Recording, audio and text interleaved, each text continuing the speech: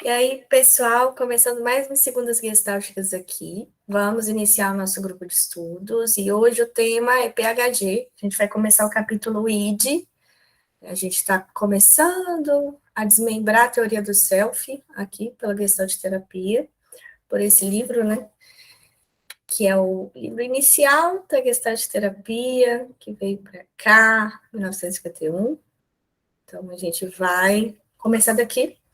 Meu nome é Lara Monteiro, já disse, e se você quiser ter acesso à gravação, você pode clicar no link do YouTube, que você vai direto a ela. Bom, vamos lá. Iniciando, então, estamos no subtópico 7, o ID, na página 186. O ID. Para o teórico freudiano ortodoxo, entretanto, as enunciações conscientes do paciente neurótico contam muito pouco. Observa-se que falta energia a seus esforços deliberados. Em lugar destes, o teórico dirige-se ao extremo oposto e descobre que a parte importante e ativa do aparato mental é o id. Mas o id é essencialmente inconsciente. A introspecção não nos diz nada a seu respeito. Pode-se observá-lo no comportamento, inclusive no comportamento verbal, ao qual só se liga uma consciência rudimentar. Essa noção das propriedades do id é naturalmente uma consequência do método de terapia, o paciente relaxado e a livre associação, e os significados criados pela atenção não do paciente, mas do terapeuta. Vê capítulo 7, itens 4 e ISS. Consideremos, contudo, em vez disso, a estrutura do self no relaxamento consciente habitual. A situação é que, para descansar, o self suspende a prontidão sensorial e afrouxa os músculos do tônus mediano. O id, então, surge como sendo passivo, disperso e irracional. Seus conteúdos são alucinatórios e o corpo se agiganta enormemente. A sensação de passividade vem do ato de aceitar sem compromisso. Desejando descansar, o self não vai reanimar e encenar o impulso. A iniciação motora está completamente inibida. Um após o outro, os sinais momentâneos assumem a dominância e decaem, pois são contatados ulteriormente. Para o pequeno centro de atividade introspectiva, essas possibilidades parecem ser impressões que nos são dadas e infligidas. As imagens que ocorrem tendem a ser alucinatórias, objetos reais e incidentes dramáticos inteiros contatados com o mínimo de dispêndio de esforço. Por exemplo, imagens hipnagógicas ou as fantasias na masturbação. Né, ele está falando de dois exemplos aqui. Umas imagens hipnagógicas ou as fantasias na masturbação. Sua energia provém de situações inacabadas de tipo tal que são satisfeitas pela agitação da própria fronteira de contato. Porque se as situações orgânicas inacabadas são instigantes, então o descanso é impossível. A tentativa de impô-lo resulta em insônia, inquietação e etc. Mas se essas forem fracas com relação ao cansaço do dia, elas poderão ser mais ou menos gratificadas pela alucinação.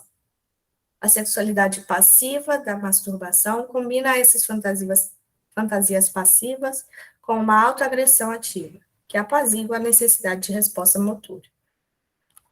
O self parece disperso e está realmente desintegrando-se e desaparecendo na mera potencialidade, porque ele existe, é realizado pelo processo de contato, já que tanto a orientação sensorial quanto a manipulação motora estão inibidas, nada tem sentido, e os conteúdos parecem misteriosos.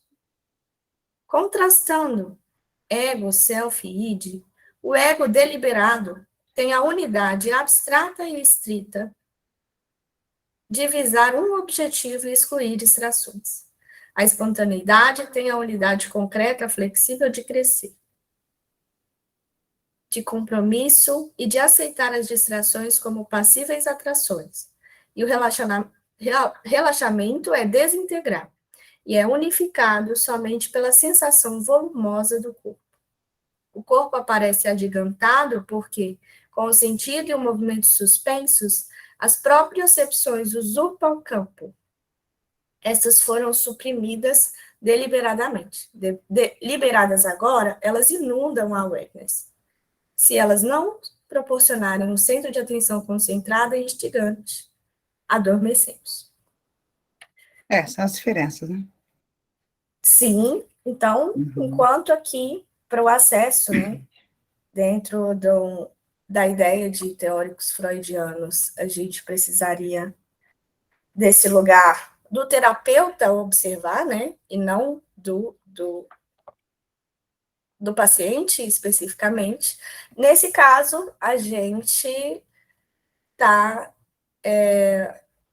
atento a todas as propriocepções, né, ao nosso corpo, a gente observa que nós, como seres humanos, a gente consegue perceber como que o id está presente em todas as possibilidades que a gente tem, né, de ação, como que a gente consegue se conectar a essa ideia, né, que a muitos parece abstrata, mas que para a gente funciona dessa forma.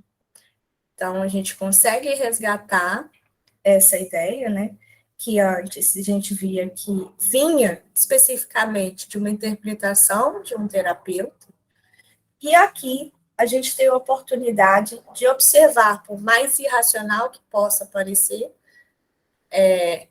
o id funcionando, né, de uma forma integral. Alguém quer falar sobre esse trechinho? Diga, Maria. Não, só acrescentar que a questão de Freud é técnica mesmo, né? Como não se acredita, certo? Que o paciente possa trabalhar o lado positivo, que é justamente que a gente trabalha bastante na nossa abordagem, e acreditamos nela como uma premissa, que é a questão organísmica, a sabedoria organísmica, tá certo? Tá? Então, se trata o lado de desintegrar, freudiano, aí teria que ser mesmo apostar no id, certo? Tá? E o ego ficar meio que assistindo, é a própria técnica, por quê? Porque quem vai, depois de desintegrar e reconstruir o paciente, é quem analisa ele, certo? Aí, no caso, o psicólogo da psicanálise, vamos dizer assim, aí seria a verdadeira psicanálise, né? Não aquelas, o pessoal fala psicanálise, não é, né? Tá certo? Mas é uma técnica, é uma forma, né? Quem vai para essa abordagem, se submeter a esse tratamento, sabe que é assim que se dá, né? Porque é dessa forma que são as premissas, né? Claro, com a mudança, existe muitas, né? Porém, não muda a abordagem de Freud lá de trás, né? Tá certo? Tá? E vai apostar no id, tá certo? E nós não, né? Nós não apostamos. Né? O que a gente faz? Aí fala do relaxamento. O relaxamento deliberado, onde o id sim está presente, porque nós assim permitimos, né, no relaxamento, no momento onde essa a nossa ideia, prestar atenção, certo? Por isso que se agiganta, toma o espaço, toma o momento, né?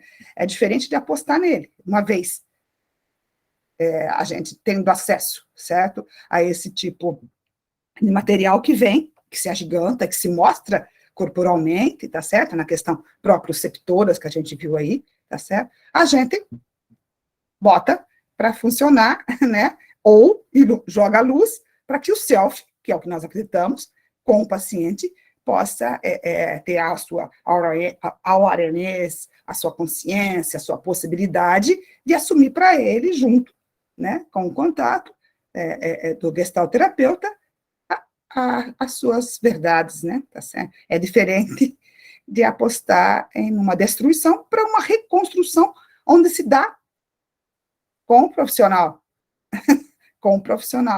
né, estruturando. Então, eu acho que é bastante importante a gente ver o porquê que joga peso no id, a questão freudiana. Joga porque é assim, que é o trabalho deles, né? E por que fazemos o contrário? O tempo todo aqui vai se falar da psicanálise e da Gestalt, né? Aonde que há diferença e aonde que há semelhança, porque também há semelhança, certo? né? É essa a diferença. Mas não de base. A base é muito diferente, certo? Tá? Tanto que a gente vai ver nesses capítulos aqui, né, momento, olha, isso eu concordo, isso eu discordo, né? Todo momento os autores estão falando assim. Só isso que eu queria acrescentar. Gratidão, Maria. Mais alguém? Gente, a gente segue.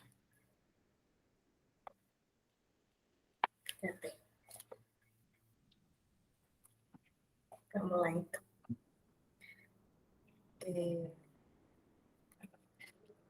Subtópico 8, a gente já vai para a função personalidade.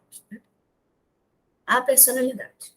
Personalidade, na qualidade de estrutura do self, é também em grande parte descoberta e inventada no próprio procedimento analítico, particularmente quando o método é a interpretação e correção das relações interpessoais.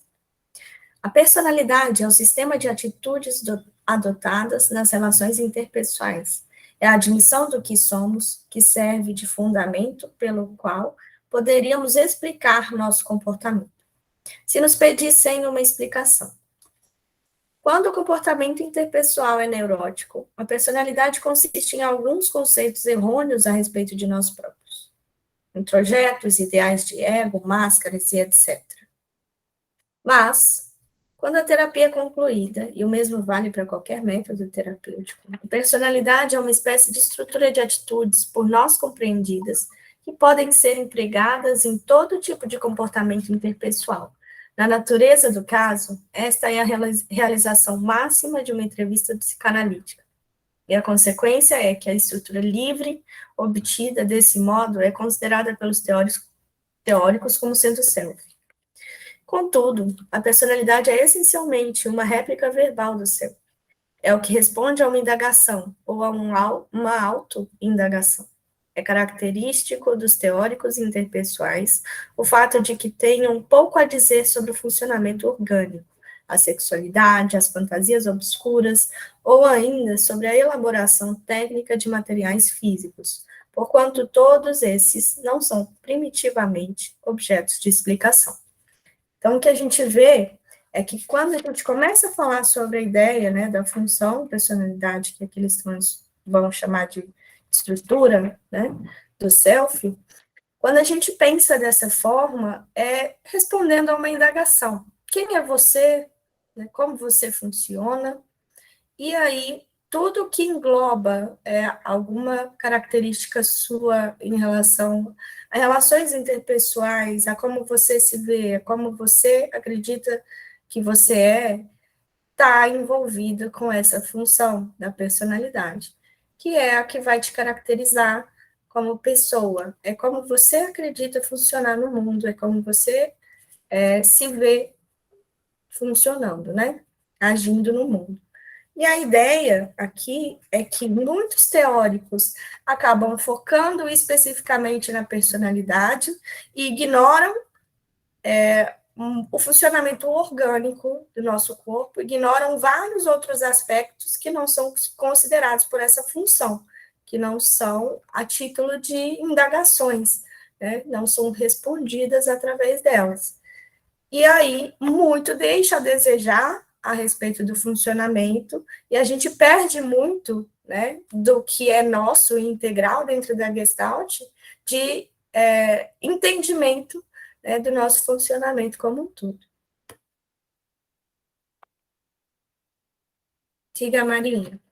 Tanto que aqui está dizendo assim, ó, esse modo é considerado pelos teóricos como sendo o self. Então, há como se a personalidade é o self, né? Então, o ápice da psicanálise seria eu descobrir, né, como me formei, né, como isso se dá, e minha personalidade está posta, né, como algo pronto, né, e se confunde aí com o self, né, e a gente sabe muito bem que a nossa personalidade está sendo construída, né, sendo mais esclarecedora hoje, né, em um certo nível, ou em outro, porém está sendo construída.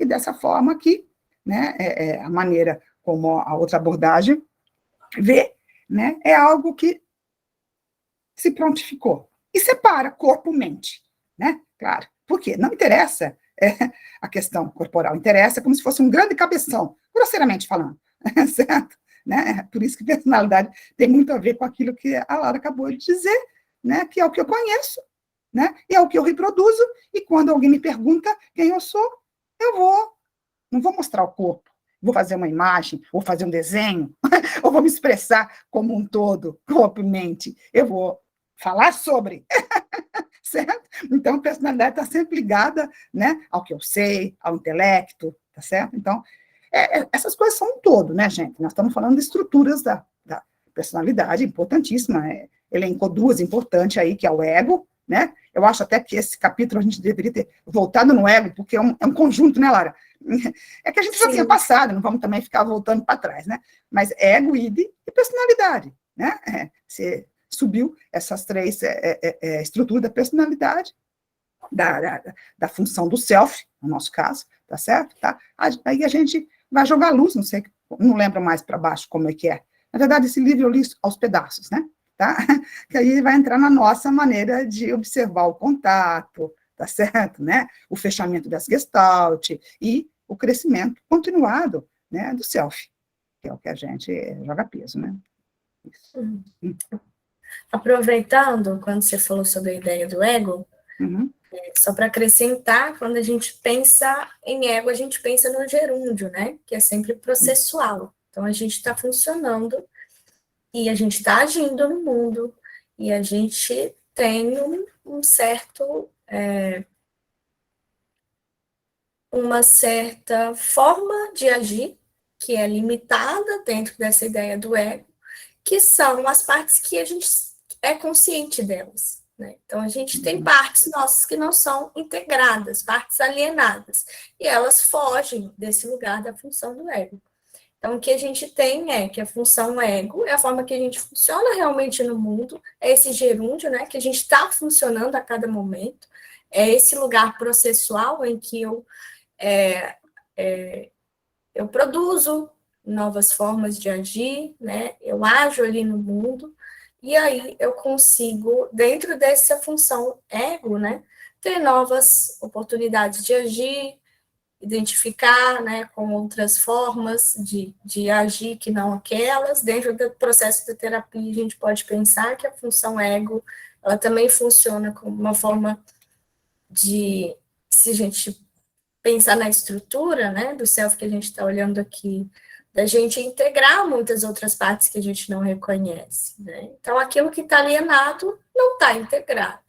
E aí, a partir do momento que a gente começa a terapia, a gente começa a desvelar essas partes que a gente não admite, por projeção ou por outros mecanismos de defesa que nos impedem de enxergá-las como nossas, introjeções, aquilo que nos afasta daquelas características, e aí a gente vai observando, né, e a partir do momento que a gente vai integrando, elas vão fazendo parte também desse lugar que a gente pode atuar, né, dessa parte da personalidade que a gente reconhece. E aí, cada vez mais integrados, mais funcionais estamos, né, para agir no mundo, mais livres estamos para agir da forma que a gente espera e não fixados num passado, né, em uma situação pregressa, e a gente está muito mais ativo no agora para poder funcionar de acordo com o que a situação nos pede, né,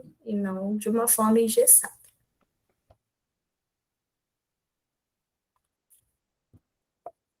Beleza. E aí, estou dando sequência, estou na página 188, Mário. A gente está no primeiro parágrafo aí. Acho que é a Elizabeth que quer falar. Ah, pode falar, Elizabeth. Lara, só completando aquele momento da sua fala, quando você fala dessas nossas vivências, né? Esse nosso sendo, essas possibilidades que vai nos abrindo, né? Da gente, do eu, são experiências que vai mobilizando a integração do self. Eu achei tão pertinente quando você disse, né? E eu escrevi aqui essa função esses conceitos, né, que nós estamos falando, e a Vanusa já tinha falado aí sobre o ego, né, a necessidade dela, que ela perdeu a aula o dia, eu também perdi o nosso encontro, e a Maria Bueno também trouxe a questão da importância dessa retomada aí do ego, né, a gente vai vendo como é que esses conceitos, eles servem para que nós possamos abordar todos os desdobramentos mesmo do self, né, porque é um conceito bem caro para nós, né? E a partir do momento de uma clareza, né, dessa compreensão, porque o self, ele é a porta de entrada de toda a experiência de cada momento, né? E quando você fala aí do gerúndio, né, o que era já não é mais, né? Então, assim, são as possibilidades que nós vamos construindo, né, em relação à temporalidade, espacialidade, né? Era isso que eu queria completar, que eu me situei na sua fala. Ah, gratidão, Elizabeth. A ideia é essa mesmo, né? Que a gente vá... a teoria do self, ela é muito cara, realmente, né? Para a questão de terapia. A partir do momento que a gente vai entendendo, a gente vai percebendo que, como são funções, elas estão acontecendo em todo momento, né? Por mais que a gente faça esse recorte, né? Função isso, função aquilo outro, tá tudo junto, né? Na nossa forma de funcionar. E a ideia da Gestalt é justamente essa, um todo, uma configuração. Tudo acontecendo ao mesmo tempo, mas saber que cada função é específica, né? Cada estrutura, que eles chamam de estrutura aqui, tem um funcionamento específico, é importantíssimo para que a gente entenda, né? E a gente consiga diferenciar a Gestalt de outras abordagens também. Tem uma ideia mais ampla do que isso significa. Tem muitos lugares que eu vejo que não dão tanta ênfase, né? Dentro da Gestalt, para a teoria do self. Mas eu considero ela muito cara, assim, o processo, enquanto mundo, né? Pensar, assim, no ciclo de contato mesmo, onde que cada função tá atuando ali dentro do ciclo, né? Eu acho imprescindível, assim. Acho muito importante essa associação, sim.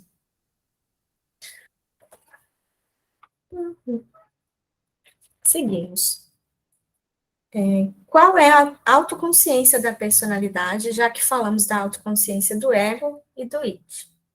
Ela é autônoma, responsável e se autoconhece inteiramente no desempenho de um papel definido na situação concreta. A autonomia não deve ser confundida com a espontaneidade.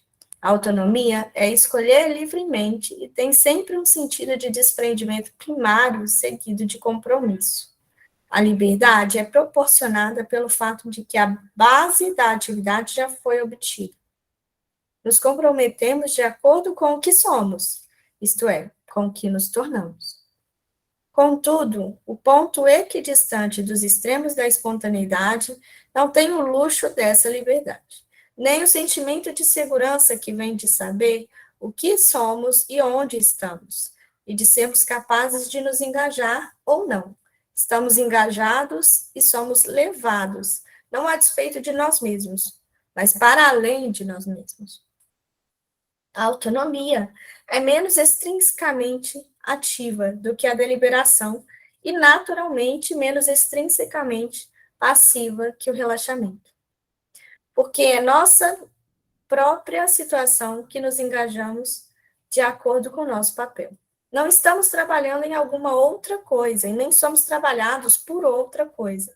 Portanto, pensa-se que a personalidade livre é espontânea e equidistante dos extremos, nem ativa e nem passiva. Contudo, no comportamento espontâneo, tudo é novidade e se torna progressivamente nosso. Na autonomia, o comportamento é nosso, porque em princípio já foi consumado e assimilado. A situação concreta não é, em realidade, nova, mas sim uma imagem espelhada da personalidade. Desse modo, sabe-se que a situação é nossa e estamos seguros. Dentro do processo da personalidade, vamos tentar entender isso de uma outra forma, que é, por exemplo, eu falei aqui sobre as partes alienadas, né, do ego, e aí, por um momento dentro da terapia, a gente tem alguns insights e começa a integrar algumas outras partes da nossa personalidade que a gente não tinha conhecimento. E aí, a partir desse momento, quando a gente vai pensar em atuar, né, não pensar deliberadamente, mas quando a gente vai atuar no mundo, a gente não vai atuar especificamente com aquela personalidade que a gente tinha antes. A partir do momento da integração, a gente foi ter novas formas de agir que talvez estavam bloqueadas porque a gente não se conhecia o bastante para poder atuar de outras formas. E a partir do momento que a gente começa a integrar, nós nos abrimos para novas possibilidades de ação. E isso é legal também da gente pensar, que é uma oportunidade de a gente fazer algo novo, né? Da gente estar aberto a essa novidade. Então, ele fala dessa diferença aqui, que às vezes é muito seguro atuar naquilo que você já conhece dentro da sua forma de existir, porque você já agiu assim desde sempre, né? É assim que eu sou, é assim que eu ajo e ponto. Mas é uma oportunidade, você está aberto, né? A partir do momento que você se conhece, está nesse espaço de ampliação de consciência, nesse lugar de ampliação de consciência, você assumir essas outras formas de existir também, né? Porque vão te abrir novos caminhos, novas oportunidades de entender e assimilar como você funciona, como você age, quem você realmente é. E realmente, né? A ideia é que é um gerúndio pensando que a gente está sempre em construção. Nossa função personalidade vai fazer da gente algo que é seguro porque a gente conhece, né? Então, está sempre nesse lugar de proporcionar um ambiente a nós, né? Que seja algo que a gente conhece, né? E a gente está o tempo todo nesse lugar também. Diga, Maria. Ixi, está sem som. Eu tiro para não sobrecarregar. Daí a importância que o texto traz, que a deliberação é resolver, é ter a responsabilidade, tá, de decidir aquilo. A deliberação estaria acima da autonomia que leva ao compromisso. Por quê? Porque você só vai ter a autonomia, a criatividade, tá? A hora que você já certo? Tomou para si, né? Que você vai se abrir, que você vai deliberar, que você vai ser responsável. Então, por isso que aqui o texto traz que está um ponto acima, certo? Porque você, de fato, só pode agir com compromisso e autonomia, certo? Né? Aí, aberto para a criatividade, se você anteriormente, né, já deliberou, certo? Né? Aí, no caso, estamos falando do nosso trabalho na clínica, enfim, né, do nosso autotrabalho pessoal e também com o nosso cliente. Tanto que aqui embaixo, na última frase, depois você leu assim, a situação concreta não é uma realidade nova, mas sim uma imagem espelhada da personalidade. Né? Aí você já está conhecendo, né, a personalidade. Então, desse modo, sabe-se que a situação é nova e estamos seguros. Por exemplo, não sei vocês, mas eu vejo sempre as mães trazendo filhos pré-adolescentes, que eu trabalho mais com pré-adolescente, tipo 11 anos, assim, hoje eu vejo como pré-adolescente. Não trabalho com criança bem pequenininha, 3 anos, 4 anos, não trabalho mais, né? E as mães têm muito receio dos filhos entrarem na fantasia, né? Por exemplo, do extraordinário, enfim, né? E quando eu recebo, eu vejo o nível de imaginação que tem a criança. O pré-adolescente, mesmo a criança, tem uma imaginação muito fértil, né? É diferente, certo? Do adultos, né? Já solidificado.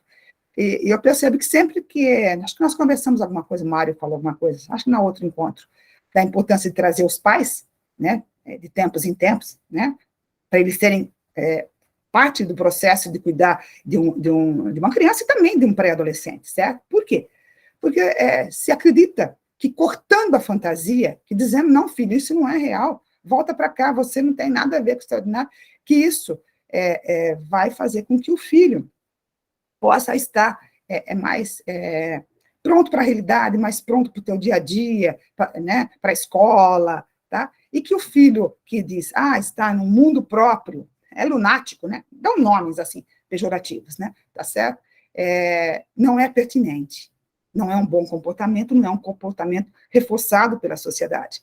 E quando a gente traz, né, na gestalterapia, justamente o contrário disso, certo? Que é o quê? Abrir para que ele não se nega a isso, né? Não se nega a quantidade de fantasia, e como é a fantasia daquele pré-adolescente, tá? Você tem que proporcionar à mãe uma segurança de que assim é a nossa abordagem e que ela não há o que boicotar da criança em relação a se ela tem mais fantasia, se ela é mais fantasiosa, né? Parece que meu filho não vive na realidade, tudo que eu falo com ele, ele já se transporta para a fantasia. E quando o filho sai da psicoterapia, ele vai contar muitas vezes, né, para a mãe, certo? E disse, nossa, fizemos lá uma viagem, fantasia, e eu me tornei tal coisa, não. E daí a mãe, se não tem essa noção de como é o nosso trabalho, né, ela vai acrescentar uma grande preocupação. Estou dizendo isso porque nós estamos falando sobre criatividade, isso e aquilo, né?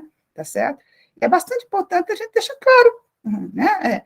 Que é assim que trabalhamos, tá certo? Né? E que isso não leva a ser mais e mais lunático, como ela disse. Muito pelo contrário, né? Isso é uma forma de você dar voz àquilo que está acontecendo naquele momento existencial do filho dela, pré-adolescente, certo? Adolescência. Né, que crivada desse momento fantasioso, né, do vir a ser, tá certo?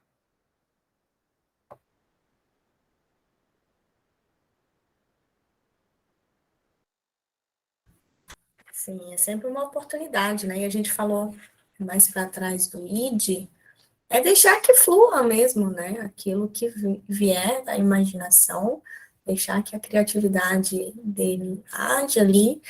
E aí, a partir do momento que a gente consegue observar esse fenômeno, né? Muitas pessoas desconsideram e pensam, poxa, isso não tem nem sentido, não faz sentido para mim, mas para aquela pessoa está fazendo, né? E é isso que a gente observa dentro da clínica. Para ela tem um sentido, para aquela criança, para aquele pré-adolescente, tem um sentido ele, por exemplo, se associar a um determinado personagem de um jogo, de um livro, né? E o que isso tem a dizer sobre ele? É uma oportunidade. Quando você nega e pensa, poxa, só considero que for racional, você perde uma gama de informações e de oportunidades de conhecer aquela pessoa no campo dela, né? Que é um campo imaginativo. É uma oportunidade de você conhecer aquele cliente. Quando você fala, poxa, nem faz sentido você estar falando, vamos falar de coisas reais, corta totalmente a possibilidade, principalmente de relação, né? Mas também não oportuniza que ele fale sobre si um ambiente que lhe é mais seguro, né? Diga, Elizabeth. Ô Maria, você trouxe a experiência de criança e adolescente, e eu vou apresentar a minha experiência com sofrimentos agravados. Essa nossa capacidade de escuta dessa experiência. E isso faz tanto sentido para a pessoa e que também te leva a essa viagem, sabe? Te leva a esse mundo de compreensão dele e isso torna menos sofrido, devido à capacidade que a Gestalt vai desenvolvendo em nós de escutar, de dar voz e vez a esse fenômeno. Então, assim, eu me senti muito acolhida nesse momento da sua fala com criança e adolescente, né, que também é uma experiência presente com os sofrimentos agravados. Obrigada, tá?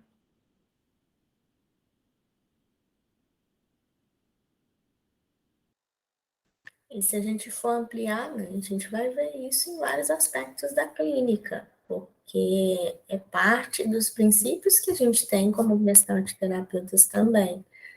Oportunizar que aquele fenômeno apareça como for, né, a partir daquilo que ele está trazendo. Então, é uma oportunidade. Cada vez que chega um cliente no seu consultório, você se abrir para esse momento, né? De conhecer a história dele, a partir da própria fala dele mesmo. Espontânea, né? Legal. E aí, não sei onde a gente parou, não. Acho que foi aqui. Ah, objeto de explicação aqui em cima? Ou não? Descemos. Página Aqui embaixo, 188, né? Márcia. Isso, aqui Personalidade embaixo. transparente, não é? Isso, Tem que foi isso criar no mesmo. parágrafo a personalidade É transparente. transparente. Boa. Obrigada, gente. Então, vou seguir daqui. A personalidade é transparente, é inteiramente conhecida, porque é o sistema do que foi reconhecido. Em terapia, é a estrutura de todas as descobertas do tipo, saquei. O self não é, em absoluto, transparente nesse sentido, embora seja consciente e possa se orientar.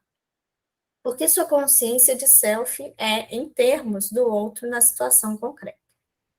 Da mesma maneira, a personalidade é responsável e pode ser responsabilizar num sentido em que o self criativo não consegue. Porque a responsabilidade é o preenchimento de um contrato. Faz-se um contrato de acordo com o que se é. E a responsabilidade é a consistência adicional de comportamento nesse âmbito. Contudo, a criatividade pura não pode entrar num contrato dessa maneira. Sua consistência passa a existir à medida que se desenvolve. Dessa forma, a personalidade é a estrutura responsável do self.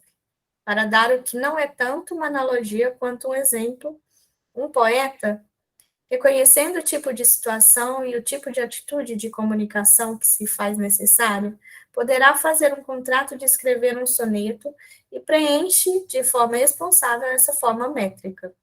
Contudo, ele cria as imagens, o ritmo emocional, o significado, à medida que entra em contato, cada vez mais intimamente com a fala. Diga, Maria. Tá sem som. Eu tiro o som e esqueço de tirar, não, de pôr, né? É tudo aquilo que nós falamos agora, né? Que você pode, a personalidade é o contrato, tá? Vou fazer um soneto. Como eu faço um soneto? A métrica dele, certo? Né? Eu esqueço como que é do soneto. Acho que é 3-3, né? 4-4, 4-4, 3-3, isso. Daí, você pode fazer esse tipo de contrato, mas o quê?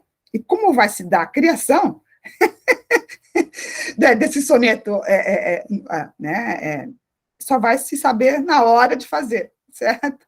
Então, é muito interessante, é uma boa comparação mesmo com o que ocorre, né, no processo de conhecimento. Por isso que a gente fala, nossa, eu lembro quando eu estava na escola que eu queria estudar personalidade, queria levar pau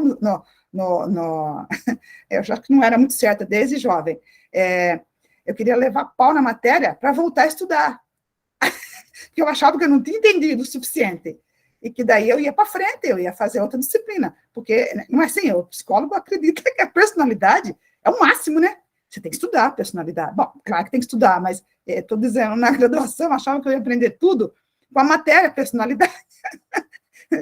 Né? A gente vê como ela é importante, tá certo? Né? Porém, não está pronta, né? Tá certo? Eu acreditava que eu fosse descobrir a personalidade das pessoas, e a minha, né? Certo? Tá? Estudando matéria. Quanta inocência, né? A gente é muito inocente. Interessante isso. Adorei esse exemplo aqui do poeta. A nossa parte criativa, né? Vamos pensar que eu falei que todas as funções elas atuam, né? Estão atuando a todo momento, né? Então, quando você pensa na ideia do soneto, você tem uma métrica a seguir, o contrato está feito, mas as outras funções te possibilitam que você vá criando, né? Imagens, que você vai utilizando a sua criatividade para chegar onde você quer, né, dentro da poesia, do soneto, seja qual for a métrica que você vai seguir, depende de outras funções que não apenas esse contrato específico carrega. E quando a gente pensa em self como personalidade especificamente, a gente poda totalmente a possibilidade dessa criação vir de outros âmbitos, né? E aí ver a importância, né, quando a gente traz aqui, da gente olhar principalmente para essa analogia, para essa oportunidade, da gente entender que, bom, vem de outros lugares, e a gente precisa entender que existe essa responsabilidade que vem de eu me assumo como essa pessoa específica, eu sei que eu sou, por exemplo, uma determinada característica que eu observei dentro da terapia, e a partir desse momento me assumo como tal, né? Então, eu sei que isso faz parte de mim também, o que torna mais fácil de, a partir do momento que você tem essa responsabilidade, entende que é assim, de viver isso de outras formas, né? De quando aparecer de novo no seu campo, né? De quando você estiver em uma situação em que essa característica se agigante, você consiga olhar e falar, tá, mas eu escolhi, eu entendo, e eu vou agir assim por isso, isso e isso, deliberadamente, né? Não inconsciente. Nossa, desculpa, não sabia que eu ia fazer isso e tudo mais, né? Não tive a intenção, ou desconsidera totalmente aquilo que é seu, que foi uma ação sua. E quando você olha, se permite, entende as consequências e assume as responsabilidades de agir como tal, aí a gente está falando de um outro campo, né? E é importante que a gente assuma essas responsabilidades. Uma das coisas que a gente faz, né, das responsabilidades que a gente tem dentro da terapia, justamente é essa, né? Assuma os seus BOs, gente. Assuma, são seus, né? Suas atitudes estão aí para mostrar que, pô, tem alguma coisa a ser olhado, né? Se agiu assim, toma responsabilidade para si sobre seus atos. Muito legal esse capítulo. O capítulo 10, né? Esse da teoria do self. Quem quer falar alguma coisa sobre?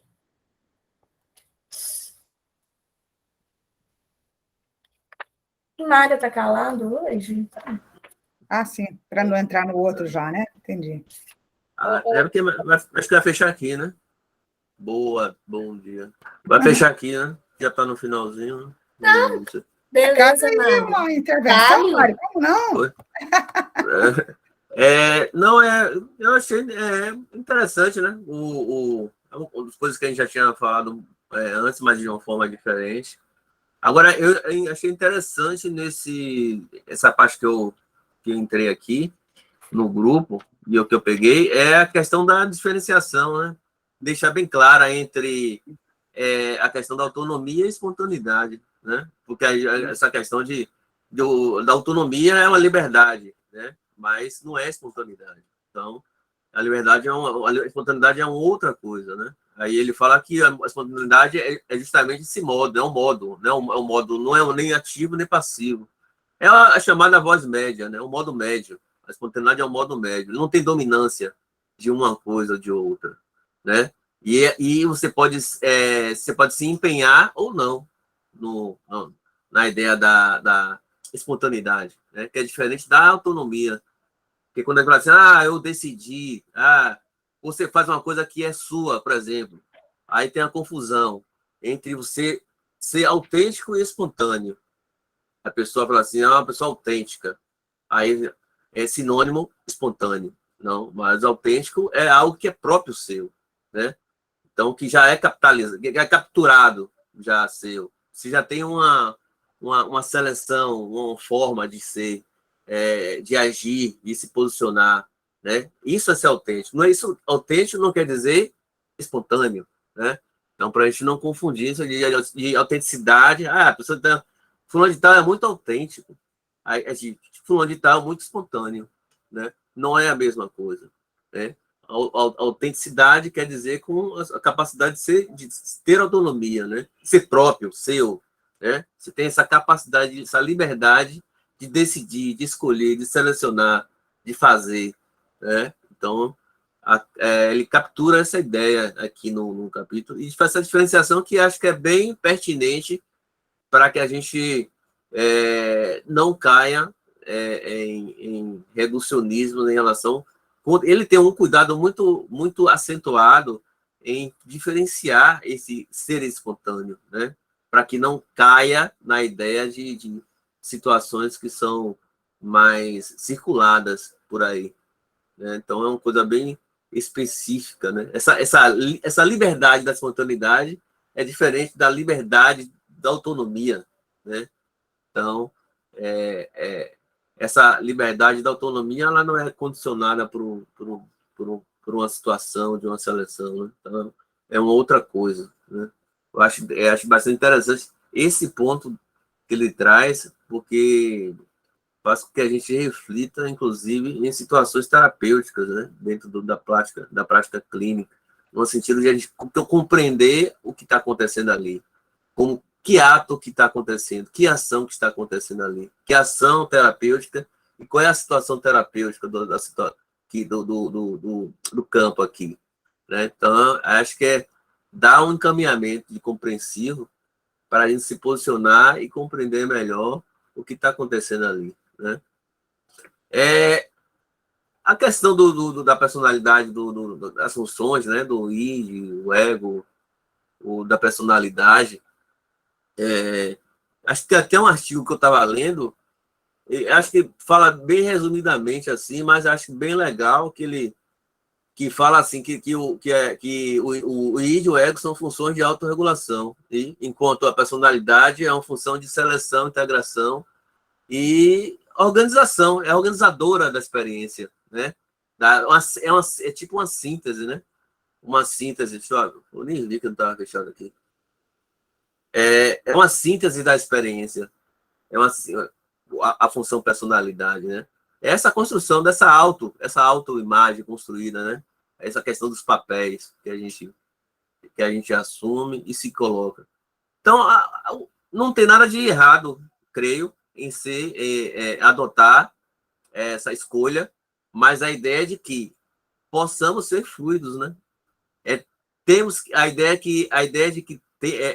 que possamos ter uma permeabilidade no processo de contato, né? Nas fronteiras de contato, para que a gente flua e possa ter a possibilidade e a capacidade de se encontrar com o que é diferente, o que é novo, o que é igual, e podemos, nessa situação de campo, de fronteira, tracejar novas vivências, novas experiências ali, né? Capturar novos eus parciais, né? Entre esses eus que temos parciais, a gente acrescentar e incorporar e enquanto fazendo isso, numa ação duradoura, possamos aprender, né?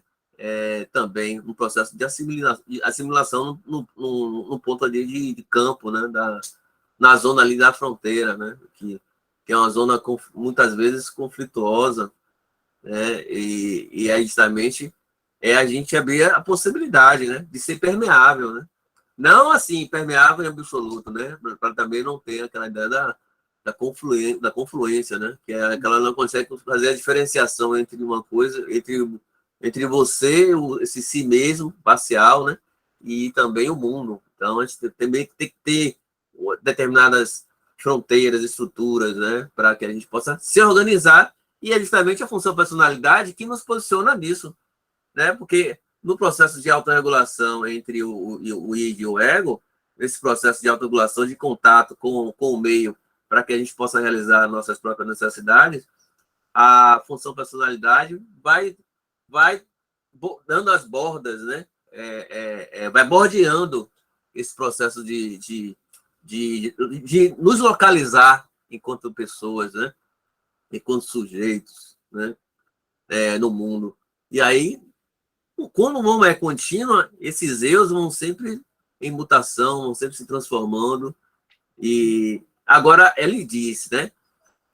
A espontaneidade, podemos ver o novo a partir da espontaneidade, que é a espontaneidade que nos apresenta o novo, né? Não é a autonomia que nos apresenta o novo.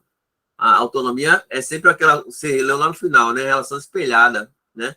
Mas é justamente a espontaneidade que ele traz em capítulos anteriores, inclusive quando ele fala sobre a imaturidade nossa e a maturidade da criança, essa, porque a maturidade, a criança é madura, porque ela guarda em si a espontaneidade. E nós somos imaturos, porque nos deslocamos e colocamos à margem esse funcionamento, essa ideia e essa ação espontânea na nossa vida. Então, somos imaturos a partir dessa perspectiva dele. E as crianças são maduras a partir dessa perspectiva. Quando a gente discute, por exemplo, maturidade, né? A pessoa não é madura, o adulto é maduro, né? Aí ele contrapõe justamente dizendo que o adulto é imaturo. Ele perde justamente quando a gente vai fazer aquele trabalho de criança anterior, muitas vezes para recuperar, entre outras coisas, essa percepção de espontaneidade na vida. Porque é aí que a gente entra em contato com o que é novo. Sem a espontaneidade, né, é muito difícil você entrar no processo de assimilação e crescimento. Sempre a relação sempre espelhar. Você tem a ideia de que sempre a questão é minha, a decisão é minha, mas acaba em um determinado ponto sendo uma relação sempre essencialista consigo mesmo e com o mundo, né? Porque ela é fixatória de uma posição.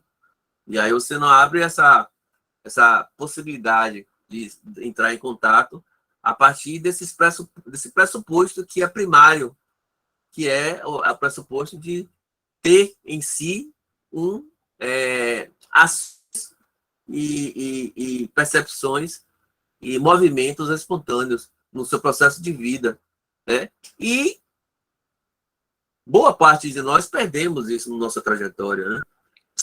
Esse ser espontâneo, não ser autêntico, né? A gente mantém uma determinada autenticidade, uma determinada autonomia, no sentido de que a gente pode ter a capacidade de liberdade para escolher aquilo que a gente compreende, mas ainda que autônomo, tem muitas pessoas que são bastante autônomas, mas não são habitadas. A espontaneidade não é a morada da pessoa, muitas vezes, né? Então, a ideia é que acho que ele trouxe essa situação para a gente pensar também essa condição, né, do como a gente pode ter como é que a gente pode ter ajustamento criativo sem esse ato? Como a gente pode assimilar e crescer sem o ato da espontaneidade, que é o modo médio, né? E ainda que a gente esteja autônomo, como é que a gente pode avançar? Porque o movimento de ajustamento criativo também envolve, dentro dos pressupostos, né, a ideia de que criativo por isso, né? É ajustamento, a gente se ajusta, mas muitas vezes de forma conservativa. Olha, tem um ajustamento, mas ajustamento conservativo, ajustamento é sempre espelhado, é sempre reprodutor, é sempre um ciclo de repetições, né, fixatório, a gente se conserva. Né? E acredito que o ajustamento, nem todo de ajustamento é criativo, né? Tem ajustamento que é conservativo, que ele mantém um status quo, mas o ajustamento é criativo por isso. A ideia de criativo traz essa ideia de também ser habitado por essas situações de presentificação e outros elementos também que também são parte dessa atitude criadora, né? E aí traz aqui a figura do poeta no final, justamente que ele se entrega, ele se engaja numa ação, muitas vezes, que é espontânea, mas no decorrer do processo ele se torna autônomo, mas no decorrer do processo, e ele assume como seu próprio, né? Mas não começa dessa forma, né? Só vou fechar uma coisinha, rapidinho. Tanto que a questão inautêntica, né? A criança é tão autêntica que ela não tem medo. O adulto que cria o medo, a ansiedade, justamente porque não está em contato com a verdade, né? A sua verdade. Só isso. Então, gratidão, Mário, pelas suas palavras tão potentes. E aqui me veio a questão do conceito, nessa fala do Mário, que seria a gente até fazer uma pontezinha, Lara, se possível, no nosso próximo encontro, sobre a questão do pré-contato, contato e contato final. Quando ele estava dizendo isso, assim, eu me vi nisso, sabe? Essa importância da gente compreender esse movimento, essa fluidez, e de repente seria, não sei para os colegas, mas é uma discussão que eu ainda não participei em grupo, e eu, na fala dele, eu me vi muito legitimada com essa fluidez desses conceitos mesmo. Obrigada. Tranquilo. Um adendo aqui sobre autenticidade e autonomia, que eu acho que é importante citar. Quando a gente pensa, né, em autenticidade, por exemplo, como o Sartre, né, no existencialismo, a gente sabe que a autenticidade é ser justamente não, né? Mas também, por exemplo, se permitir ser aquilo que você não é, aquilo que você não considera que é. Então, assim, eu vejo a autenticidade como diferente da pessoa autônoma. Quando a pessoa é autônoma, ela está ali sendo regida pelas próprias normas. Ela só conhece aquilo e só age assim. Quando a pessoa é autêntica, ela vai além com as possibilidades que ela tem e ela sai da bolha de comportamento dela e ela pode ser algo novo. E eu acredito que todo comportamento que a gente tem autêntico é um comportamento que é uma novidade. Então, assim, só isso para mim, a gente pode discutir sobre, né, o que vocês acham, mas eu acredito que a autenticidade em si, ela já é a novidade, assim, você agir com autenticidade é agir de uma forma diferente que você está habituado. Mas a autonomia, ela limita, porque você está agindo a partir da sua própria lei, assim, você conhece isso aqui, você vai agir dessa forma. Então, autonomia sendo algo restrito e autenticidade sendo essa possibilidade, né? Inúmeras possibilidades sartrerianas que a gente sabe, né? Você tem a ponto que você tem a sua liberdade, você também está fadado a ela, né? Você tem a liberdade de ser quem você é, mas também tem a responsabilidade de agir em prol disso. Então, é importante a gente reconhecer que a autenticidade ela pode vir desse caminho do novo, de você agir de uma forma diferente, de você agir de forma espontânea, eu acredito, né, que não seja algo que você esteja habituado. Então, permite tanto que você haja de uma forma diferente da que você conhece, mas também que você seja livre, né, para você agir da forma habitual. Eu vi dessa forma, assim, quando pensar autenticidade e autonomia, dessa diferença entre as duas. Achei importante pontuar. Acho que é isso. E quando Pode falar. você traz, Elizabeth, está lendo aqui justamente a questão da segurança e insegurança, né? Que é falar justamente, né? Contudo, o ponto de equidistante dos extremos de espontaneidade não tem o luxo dessa liberdade, nem o sentimento de segurança que vem a saber o que somos e onde estamos, e sermos capazes de nos engajar ou não, né? É justamente essa ideia da questão de não ter a ideia do risco, né? De arriscar-se, de não ter a segurança da questão do ser autônomo, né? Por exemplo, né? Então, arriscar ser uma coisa que você acreditava que não era até certo ponto, né? Então você vai ser autêntico nesse sentido. E aí ele traz justamente o que você está falando aqui, Elizabeth. Em relação a essa questão da autenticidade, ser autêntico, o que é ser autêntico? É ser próprio. Entendeu? É único, é seu, né? Então, assim, o que o então é autêntico. Quando você reconhece uma pessoa como autêntica, você reconhece que aquilo é próprio daquela pessoa, é única, né? Olha, isso não tem lugar nenhum, só aquela pessoa que é assim. Ele tem uma autenticidade das ações, ele é autêntico no que ele faz, no que ele é, né? Então, que é próprio da pessoa, é algo que é próprio seu. Isso é até autêntico, né? Aquilo que você é como próprio, né? Autonomia é a sua capacidade de você escolher de forma própria também, né? Por conta de você mesmo, sem, evidentemente, a dominância do que é cultural, do que é... Mas você tem um nível de liberdade, de seleção, que a Sartre traz justamente essa questão esse condenado a ser livre, né? Que traz também a ideia da responsabilidade. De você ter essa capacidade de escolha, essa liberdade de escolha, essa autonomia de escolha. E a ideia de você viver de forma inautêntica é você se entregar justamente para o que é colocado para você, né? Você acaba aceitando as imposições culturais, as normas de família, né? E aí você acaba se sujeitando, você acaba sendo assujeitado. Você peça de sujeito a sujeitado, né? Então você acaba sendo assujeitado ao que é colocado, ao que é imposto, seja norma de família, uma norma cultural, uma norma de grupo. E aí você não busca a sua autenticidade, o que é próprio seu, né? Independente da vontade alheia, mas que você possa incorporar e se ver naquilo que você faz. Então, aí você busca essa propriedade, o que é próprio seu, ser autêntico, né? Mas a ideia de ser autêntico não garante, eles não é sinônimo de espontaneidade. É isso que eu estou querendo dizer. Uhum. Autonomia e autenticidade não são sinônimos de espontaneidade, como se predica por aí.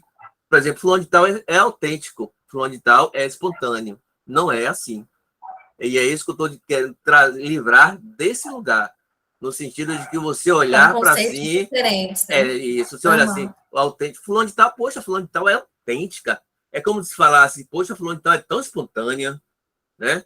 Porque ela é tão dela, ela é tão de forma dela, ela é tão espontânea, e isso não é a espontaneidade do processo terapêutico que Perls traz aqui, né? É outra relação.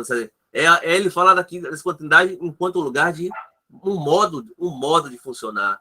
Do ponto de vista verbal, é a voz média, né? Que tinha antigamente no latim, por exemplo, que não tinha uma questão de gênero feminino nem gênero masculino, e que é justamente o contexto e a situação que definiria o que é a situação, né? Então, ele recupera essa ideia da espontaneidade como esse ato. E aí, por isso que eu chamo para essa diferenciação, para não uma confusão e conversão de uma aproximação de uma coisa em relação a outra, e essa preocupação que ele traz aqui também no livro, né? Quando ele traz a ideia da questão da autonomia. Evidentemente, se você é uma pessoa que tem autonomia, tem propriedade de si, você tem uma capacidade teórica, pelo menos se dizendo, de você estar mais aberto para a possibilidade de experienciar algo que é diferente. A diferenciação dos processos de identidade, que é igualdade e diferenciação. Então, você tem a possibilidade de entrar em contato com maior...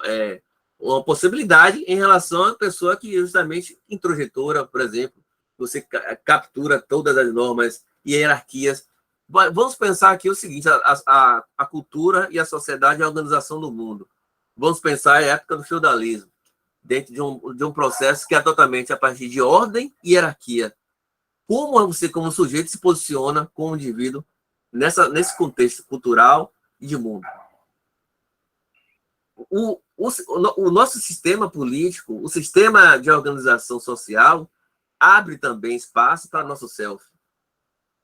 Porque hoje, por exemplo, a gente não precisa se organizar a partir de um processo de ordem, de ordenamento, de que você tem que fazer isso, ou de um processo de, como se diz, hierárquico, né? Por exemplo, né?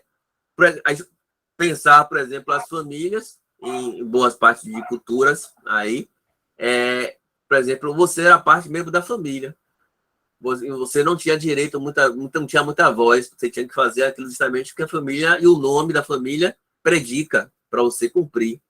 Então, hoje não. Hoje, por exemplo, você vê dentro do núcleo familiar, agora a gente está tendo um movimento que é totalmente extremista de individuação do ser. A gente está indo num movimento contrário ao que era, por exemplo, né? Que você não era praticamente nada e você tinha que cumprir determinações, costumes, hábitos, né? E hoje a gente está vindo junto com o sistema democrático e capitalista, a gente está caminhando para um sistema de individuação totalmente extremo, né?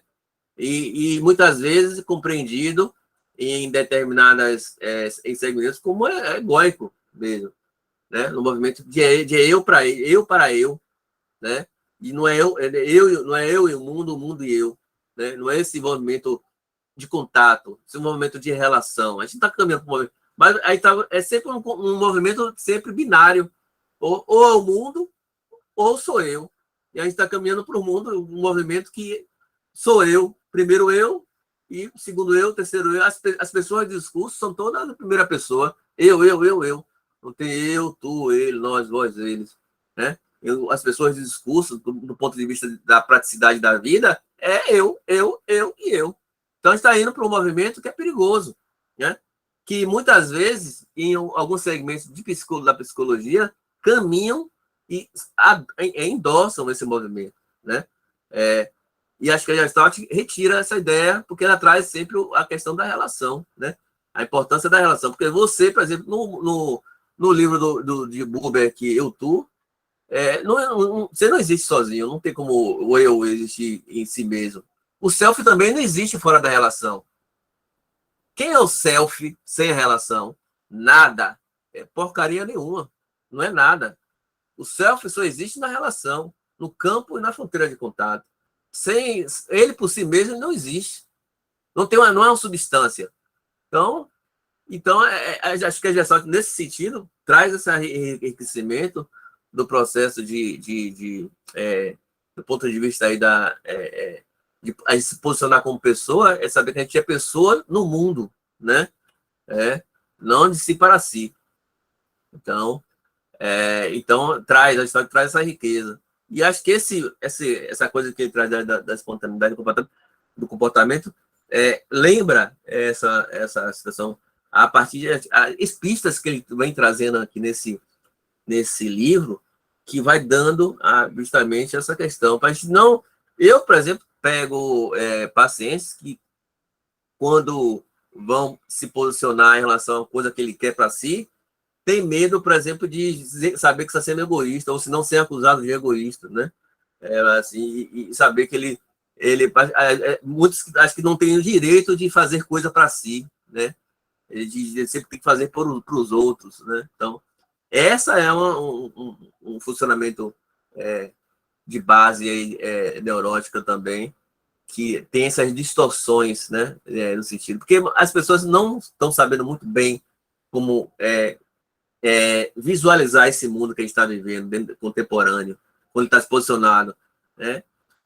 Baldwin, né? Que ele traz justamente essa questão das destruições dos sólidos, traz essa questão dessa descartabilidade do mundo, e tudo hoje é muito, muito fluido, né?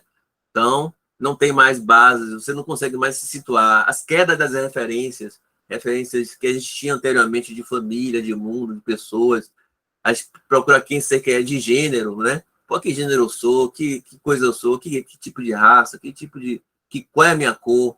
Então, as pessoas estão muito se buscando, né?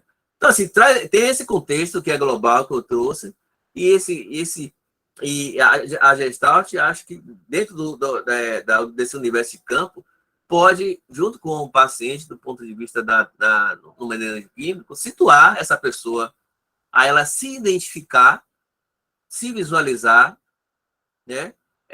Do lugar que ela está, do ponto de vista espacial, e do ponto de vista temporal, inclusive, que tem uma confusão de temporalidade também, né?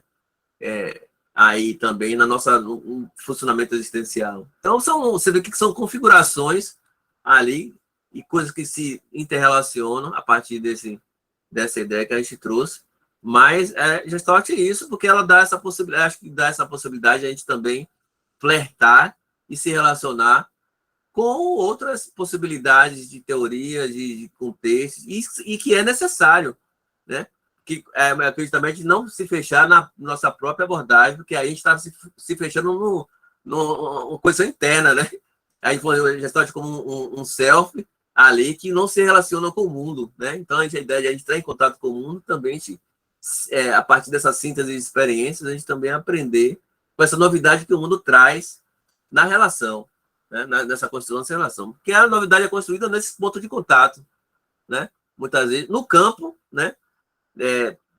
Trazendo o Goldman, que aborda justamente essa questão do self do ponto de vista de campo, e Robin também, desdobrando o self, e traz essa perspectiva, né? E de campo, do self enquanto campo, e da questão da fronteira de contato, né? Agora, para fechar, né? Self não é nada fora da relação, né?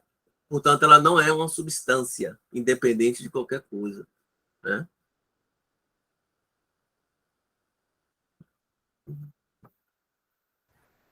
E é justamente o que a gente está pregando aqui, né? Se fosse o self só subjetividade, que foi o início, né? Porque a gente estava falando sobre o tópico de personalidade, como, né, abarcar toda a singularidade, como abarcar toda a complexidade da relação, né, dessa ideia que a gente tem de organismo-ambiente, se a gente for considerar apenas a ideia da personalidade.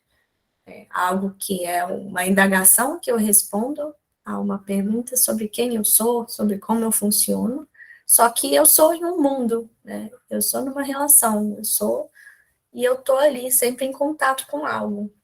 E isso é considerado também, né? Para além de quem eu sou, também existe, eu estou funcionando e eu estou me sentindo assim, assim, assim. Tenho sensações fisiológicas, né, proprioceptivas, e é importante reconhecer todos esses âmbitos do self, né, que embarcam tanto aquilo que é nosso, orgânico, fisiológico, tanto aquilo que é mais interno, que não abarca a personalidade, quanto aquilo que está fora, né? Que é a relação que a gente estabelece com o mundo ao nosso redor e com as pessoas que estão também próximas a nós, né? A relação que a gente faz. Então, sim, sempre é uma relação, né? A gente sempre está em relação com alguma coisa. Mas se a gente estiver num quadrado, sozinhos, a gente ainda está em relação com o ambiente que a gente tem, né? A gente ainda tem uma ideia de mundo. Então, é importante que a gente reconheça isso também, né? Porque é a base mesmo da nossa teoria, né, da nossa abordagem. E é isso, finalizamos mais um encontro. Antes de a gente ir embora, eu queria soltar o print, se a Agnes estiver aí, tiver como ligar a câmera para a gente tirar uma fotinha antes de ir, seria lindo. Se não tiver... Valeu. Ah, que isso. A gente não liga, mas tudo bem. Então, eu vou printar.